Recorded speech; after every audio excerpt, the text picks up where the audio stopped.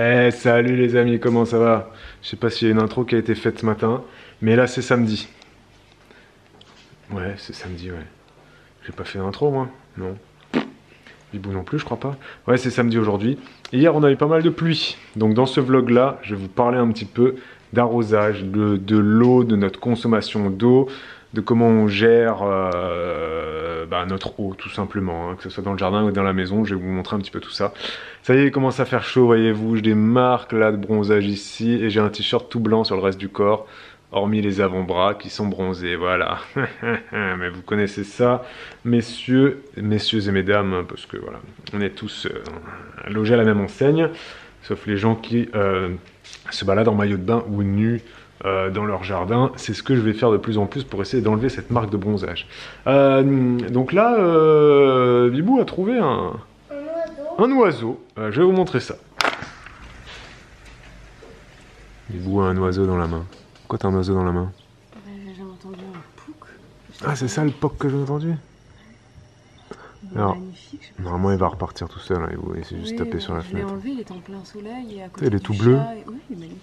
Qu'est-ce que c'est que cet oiseau? À côté du chat et à côté des canards, donc je l'ai enlevé quoi. Il est tout bleu? Ouais. Il a un grand bec? Il est très long bec, il est tout bleu turquoise. Qu'est-ce que c'est que cet oiseau? Attends, Léna, tu te mets devant moi. Ouais. J'ai jamais vu. Ah ouais, il est beau, il a des petites taches. J'ai jamais vu ça. Et c'est quoi? C'était un gros bruit que j'ai entendu. J'ai pas vu que c'était lui. J'ai l'impression qu'il s'est cassé le cou quoi. Mais après, il a les yeux ouverts. Non, mais il va repartir. Je vais le poser. Laisse-le par terre là, il va repartir tout seul. Je vais le mettre là. Ah, il s'est réenvolé. C'est ça, Léna? Ah ouais. Il est venu tout seul ici? C'est pas maman qui l'a mis? D'accord. Bon bah ça va. Ok, bon bah ça va. Bah, il s'est envolé. Bon bah c'est bon, c'est que ça va alors. Ouais, c'est vraiment un bel oiseau. Si vous savez ce que c'est, vous pouvez le mettre en commentaire les amis. Avant de vous parler de l'eau, je voulais vite fait vous répondre à un commentaire d'une abonnée. Donc Aurélie qui a posé une question qui m'a fait beaucoup rire et du coup bah, voilà, je vais vous lancer un petit débat là-dessus.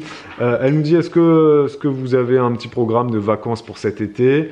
Que faites-vous des enfants, etc. La bise. Alors ça m'a fait rire parce que c'est pas la première partie programme de l'été. Non, pour l'instant, on n'a pas de programme de l'été bien défini. Bibou, elle est en vacances au mois d'août, elle, plus ou moins. Elle a 3 semaines. Elle n'a pas tout le mois d'août en vacances, mais bon, voilà, quasiment. Donc, elle travaille en juillet. Donc, nous, ça va être des vacances d'été classiques. Voilà, hein, on n'a pas prévu de voyage. Nous, voilà, on n'est pas une famille qui voyageons, qui prévoyons une semaine en camping à Argelès-sur-Mer ou à, j'en sais rien, moi je sais pas, des stations balnéaires en tête, ou à Talmont-Saint-Hilaire, ou à La Rochelle, ou je ne sais où. Non, non, voilà, nous non, on va rester ici, on va se faire des sorties autour de chez nous, sur la journée, tout simplement. Nous, ça va être des sorties sur la journée, on dormira toujours chez nous tout l'été. On n'a pas prévu d'aller dormir ailleurs. Il y avait des trucs qui étaient organisés par la commune au niveau centre aéré, etc. Mais pas toujours très adaptés. Je trouve que pour l'âge de 4-5 ans, je trouve que c'était un peu cher pour ce qui était proposé, même s'il y a le coefficient CAF qui fait que ça baisse les prix dans les centres aérés, mais je trouvais pas intéressant le programme.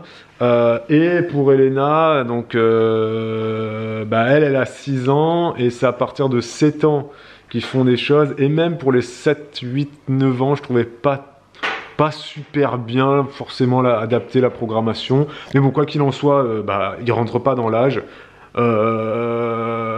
Il y a du centre aéré à partir de 3 ans, hein, c'est pas ce que je dis, hein, mais je trouve que pour les âges de nos filles,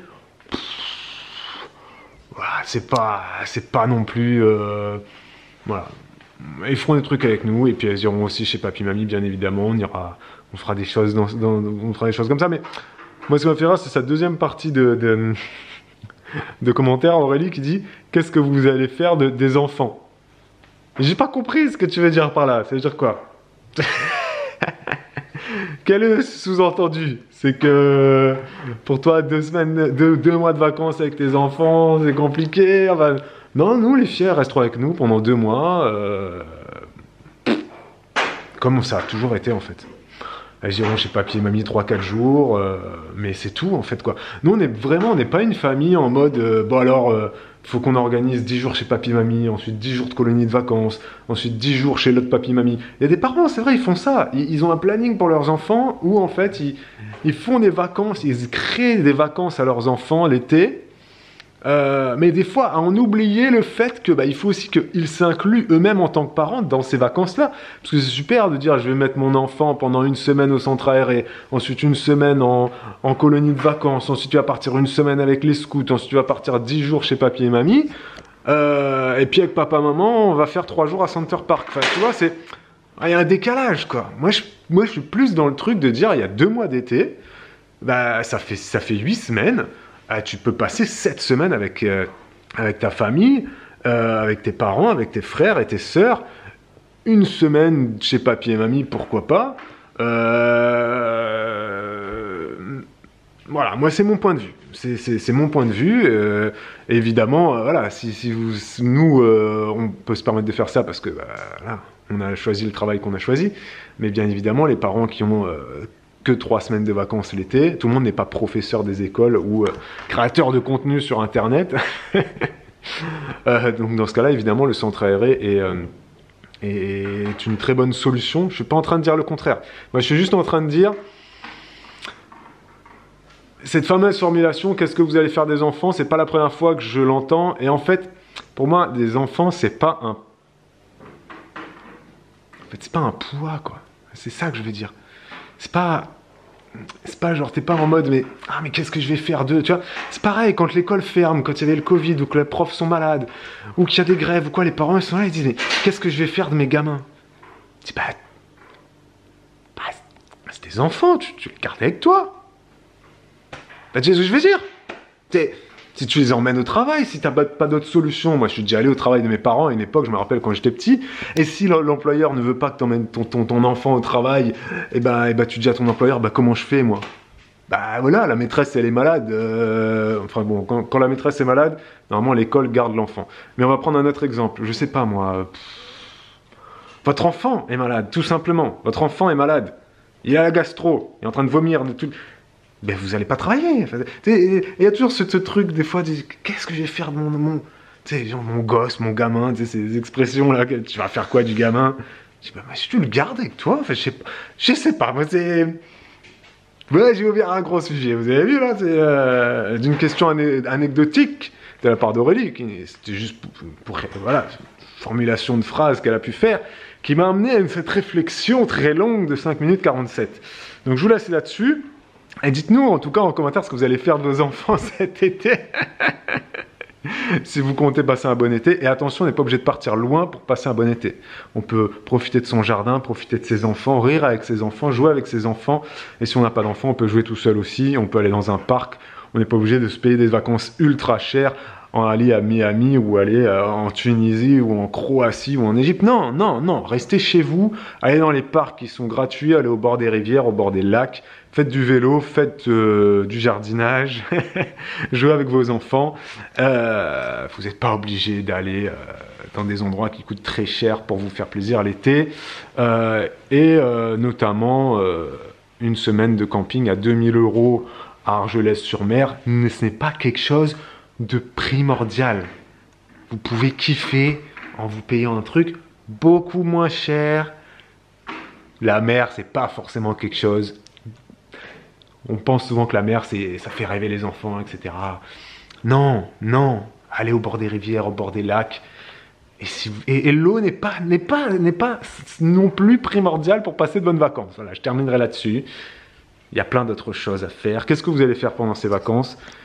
Nous, on n'a aucun programme défini pour l'instant. On verra avec les filles ce qu'elles ont envie de faire. Mais c'est pas tout de suite. On a encore 1 mois d'école, les gars. N'oubliez pas ça. Hein. Bon, je suis dans la cuisine en train de faire des gaufres, il fait très très chaud. Elena, je suis en train de parler. Et Elena vient nous voir et elle me dit mais je sais ce que c'est comme oiseau, c'est un martin pêcheur. Et en fait elle m'a dit ça d'une manière tellement... je sais pas, elle était tellement convaincue qu'en fait je me suis dit mais s'il faut, en fait elle a raison. Et moi je sais pas du tout à quoi ça ressemble, donc je regarde sur mon téléphone, j'ai pas regardé, j'ai pas cherché l'oiseau. En fait j'ai tapé directement martin pêcheur et en fait Elena avait raison. Donc il s'agit bien d'un martin pêcheur. Voilà, donc nous avons une mare, d'où la présence d'un martin pêcheur, et nous avons aussi quelques poissons dans la mare. Donc s'il faut, en fait, ça nous montre qu'ils se sont reproduits et qu'il y a peut-être des petites larves de poissons. Je crois que ça mange aussi les têtards et les choses comme ça. Donc voilà, nous avons un martin pêcheur et Elena commence à être bien plus cultivée que nous. Voilà, l'élève dépasse le maître, ça y est. Ah, vous voyez, derrière moi, il y a une botte de paille. On dit une botte ou une meule? Une meule? Les bottes, c'est carré, c'est ça? Pour Bibo, elle me dit, ça c'est une meule, vu que c'est rond. Et une botte, c'est carré. Je pense que je suis de son avis. Mais il y a peut-être des agriculteurs qui pourront nous contredire en commentaire. C'est un voisin, du coup, agriculteur qui nous a déposé ça en tracteur hier. C'était assez rigolo. Il est passé par un champ d'à côté, il a mis la meule, enfin, etc. Donc là, c'est cool. C'est une petite meule, il m'a dit, qui fait 200 kg. On a réussi à la pousser avec Vivou, à l'emmener jusqu'ici parce qu'il ne l'avait pas déposé ici. Et ça se déplace assez facilement. Bon là, à une main c'est compliqué, mais ça se déplace en fait assez facilement. Parce que c'est certes très lourd, mais vu que ça roule, donc ça se fait assez bien. Donc au niveau de l'eau, les amis, déjà, pour ce qui est de l'extérieur, nous avons une seule citerne de 1000 litres. Qui est raccordé à une gouttière et qui donc réceptionne de l'eau quand il pleut. Ça se remplit assez vite. Voilà, nous avons juste une citerne de 1000 litres raccordée à la gouttière et qu'on vide ensuite assez régulièrement dans nos autres citernes qui sont sur le terrain. Donc c'est régulièrement s'il pleut évidemment, donc ça demande du temps. Donc là hier il a plu, la citerne s'est remplie aux 3/4. J'ai déjà commencé à la vider et je vais continuer de le faire là cet après-midi pour du coup entièrement anticiper le fait que demain ou après-demain il va repleuvoir. Il faut que la cuve noire elle soit vide et que toutes les autres cuves sur le terrain soient pleines. Donc en tout on a en litres de réserve d'eau, on n'a pas énormément. On n'a pas 10 000 litres de cuves comme beaucoup de jardiniers ont. Cette fameuse limite de... Voilà, il y a souvent des gens qui disent moi j'ai 10 cuves de 1000 litres, ça fait 10 000 litres.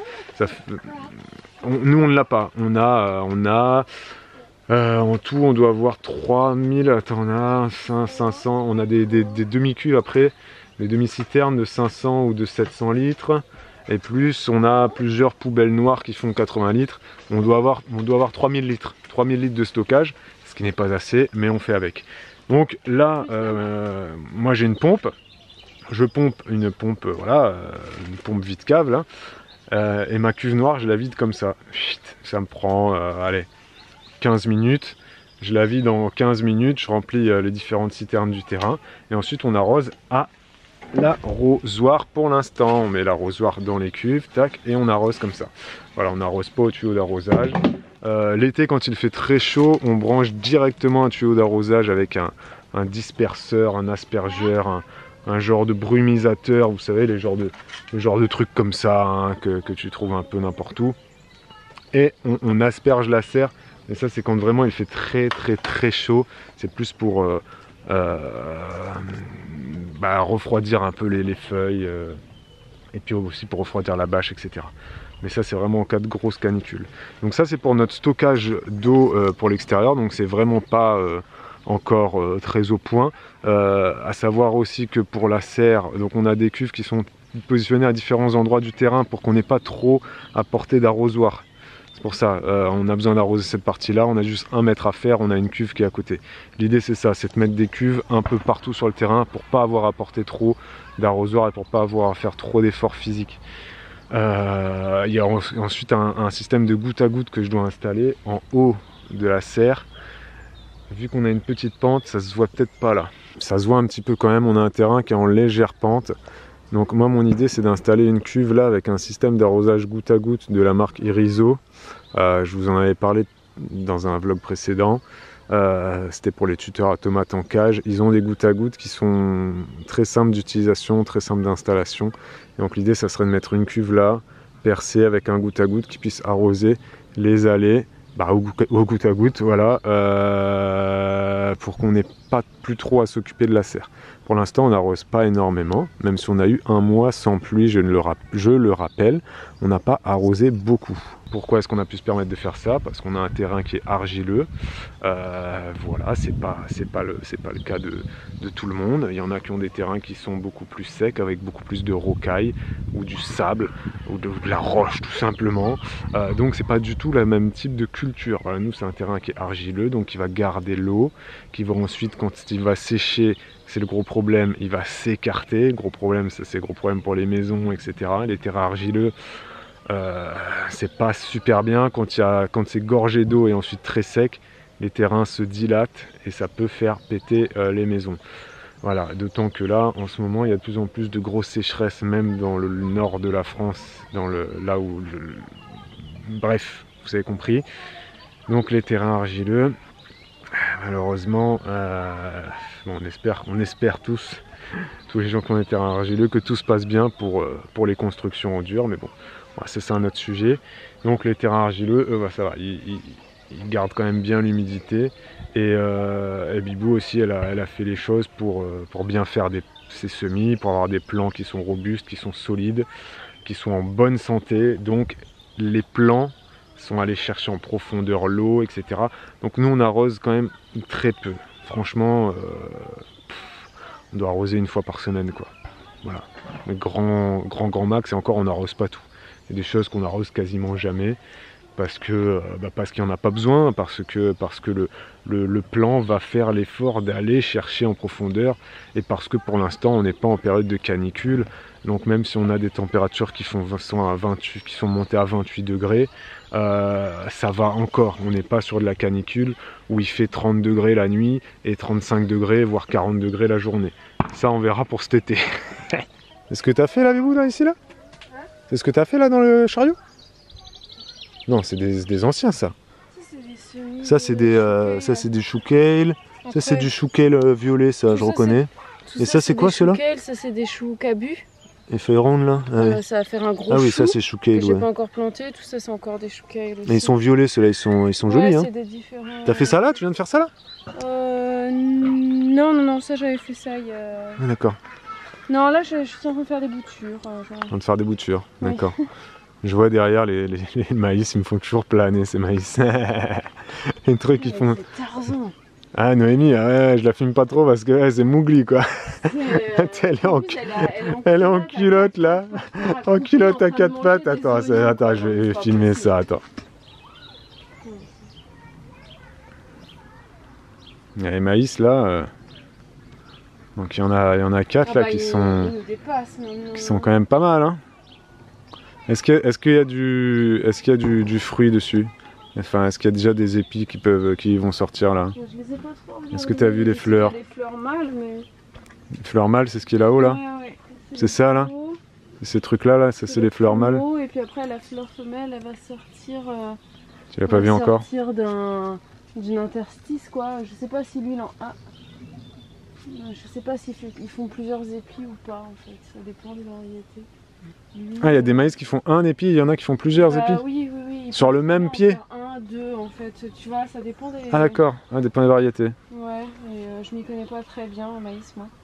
Et puis là, des maïs, on en a, je sais pas, on en a 100 sur le terrain. Je les ai pas comptés, mais s'il faut, on en a même plus que 100, je sais pas combien. Ouais, on en a, ouais, s'il faut 150 quoi. Il y en a beaucoup. Il y en a des noirs là, il y en a plusieurs. Les tomates, je pensais que j'avais un peu... loupé. Un peu foiré, qu'on n'en avait pas beaucoup, et en fait il y en a vraiment plein. Ah, les tomates c'est pareil, il y en a 100 au moins, il va y avoir plus. Je pense qu'il y en a plus que l'année dernière en vérité, puisque en plus il y a eu des semis spontanés, je les ai même pas vus, et à un moment je disais mais c'est quoi ce grand pied de tomate, j'ai jamais mis ça par là. Ouais, l'année dernière ça se ressème. Ce qui se ressème le plus dans les tomates, faut dire ce qui est, c'est les tomates cerises, parce que tu les rates quoi. Il y en a qui tombent par terre, ça mûrit tellement vite que tu en rates, alors que les grosses tomates, généralement, tu as le temps de les voir et de les cueillir. Tu te fais piquer ou quoi? Bah, il y a des petits moustiques, je sens, et puis j'ai des fois des petits pucerons qui viennent sur moi. T'as des bêtes sur toi? Ah, t'as des bêtes, des araignées. Ouais, je me suis fait piquer par un ou deux moustiques tout à l'heure. Mais là, il y a vraiment... On va pas vous mentir, on a des moustiques, hein, les gars, hein, vu qu'on a des mares, etc. On a des moustiques, hein, mais je trouve qu'on n'est pas trop envahi de moustiques malgré le fait qu'on ait quand même 2 mares. Le fait que dans nos mares il y ait un peu de biodiversité, ça régule. Mais je trouve que j'étais plus piqué par les moustiques quand on était à Perpignan alors qu'on n'avait pas d'eau du tout, quoi. Ouais, Non, t'es pas d'accord? Oui, après on avait de l'eau pas loin. On avait un bassin de rétention qui était pas loin, c'est vrai, à Perpignan, t'as raison, c'est vrai.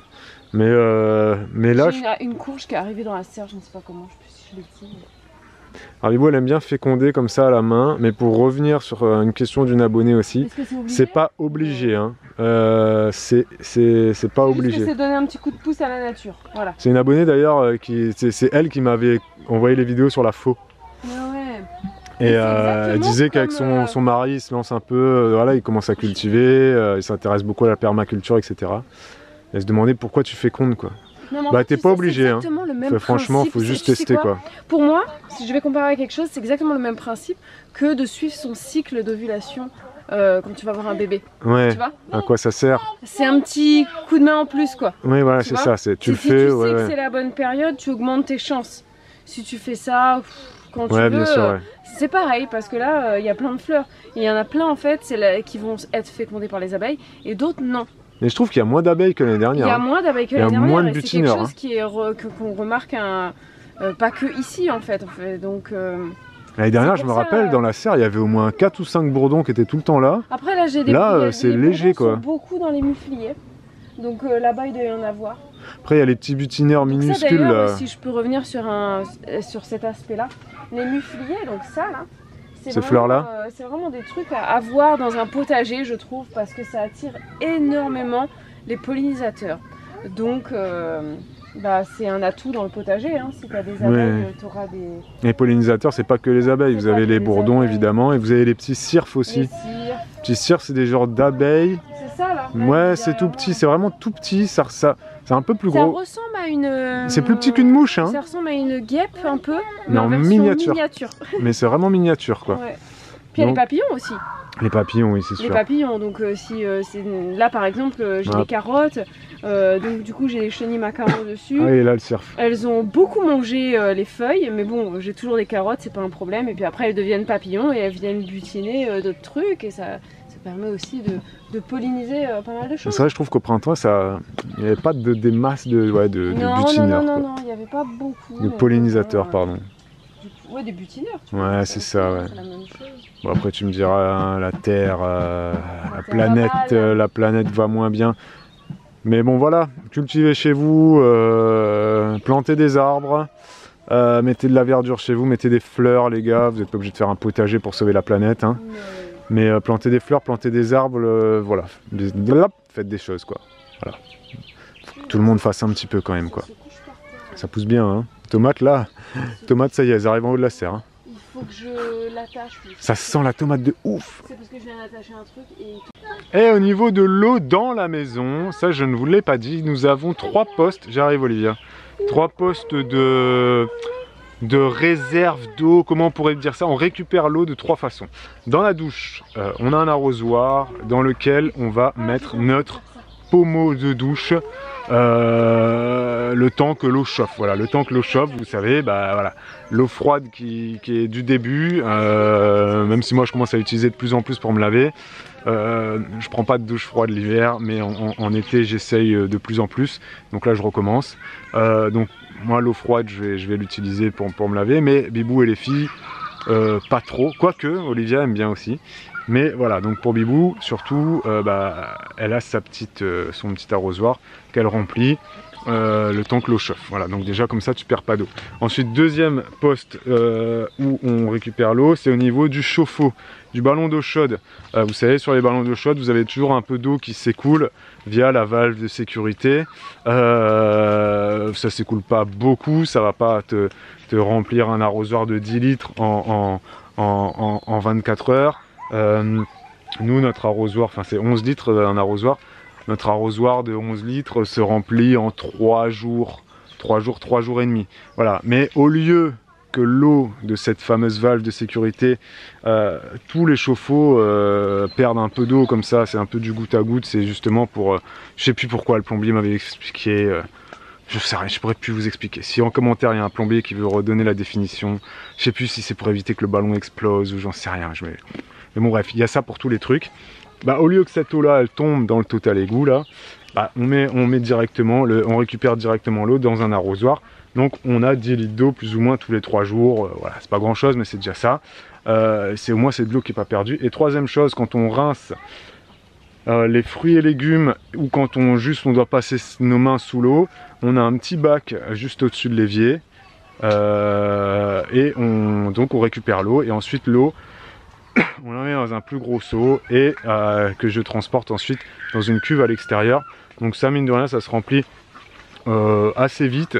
C'est des seaux de 20 litres, voilà, des gros seaux de peinture là, de 20 litres, là, dans mes souvenirs c'est ça. Et ça on le remplit en 2 jours quoi. On le remplit en 2 jours parce que bah voilà, tu laves souvent les fruits et légumes, et puis tu te rinces les mains. On n'est pas toujours du savon, mais des fois on se rince les mains. Donc voilà, c'est un peu comment on récupère l'eau. C'est notre façon de faire. Il y a peut-être plein d'autres façons de faire pour récupérer de l'eau. Là je vous parle pas des économies d'eau, hein. Les économies d'eau que tout le monde connaît, on va pas en parler là, hein. Tirez la chasse moins souvent, prenez des douches à la place des bains, etc. Mais je vais pas vous parler de ça là. Là c'est vraiment comment récupérer l'eau.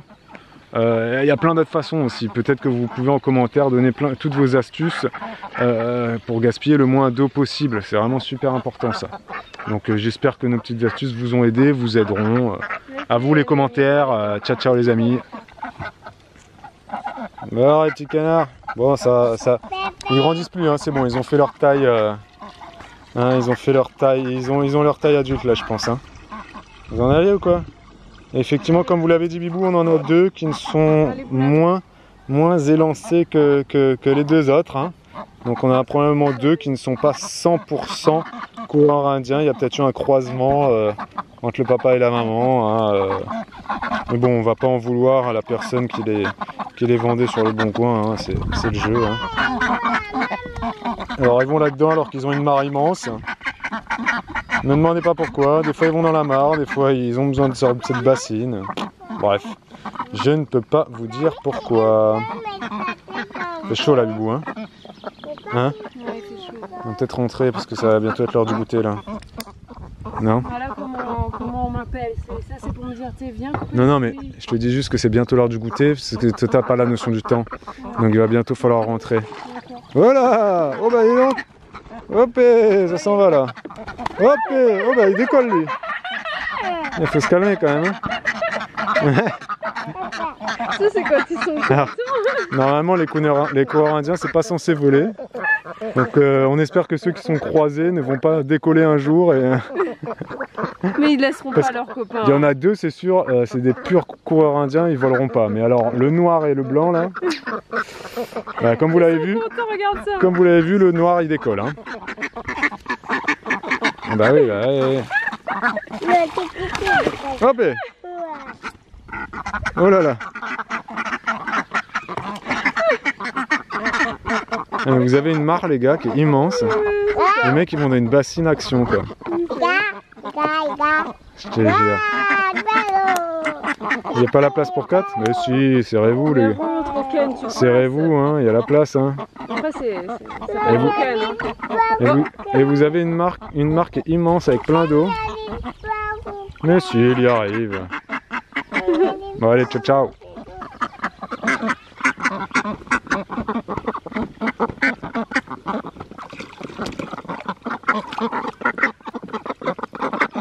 Quand ils étaient petits, qu'on mettait les 4 là-dedans, tu te rappelles comment ils se... comme des fous dessous, ils avaient pas de pattes et tout.